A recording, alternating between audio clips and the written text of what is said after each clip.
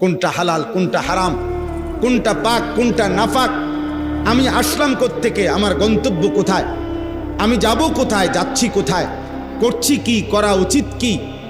আমার আগে যারা মরতেছে তারা কই গেল, প্রতিনিয়ত যাচ্ছে কোথায়, আমার আব্বা কই গেলেন, আমার দাদা কোথায় গেলেন, আমার আগের পৃথিবীর মানুষগুলো কেন দুনিয়া ছাড়লেন। কেউ মরতে চায় না, কেউ থাকতে কেন পারে না, কেন পারে না, এরা যাচ্ছে কোথায়, এরা হারাচ্ছে কোথায়। এই সবটুকু ভাবনা, বুঝ, দেমাগ আল্লাহ তাআলা মানুষের আকলের মধ্যে বুঝার মতো সক্ষমতা দিয়েই আল্লাহ তাআলা আকলটা দিছেন। হয়তো শুধু ভাতখানার জন্য তো, শুধু দুনিয়া ভোগ করব এতটুকুর জন্য এত বুদ্ধি এত দেমাগ তো লাগে না। জন্তু জানোয়ার তো এর চাইতে কম আকল দিয়া পৃথিবী আমাদের চাইতে বেশি ভোগ করে। একটা হাতি 250 কেজি খাবার খায় একদিন।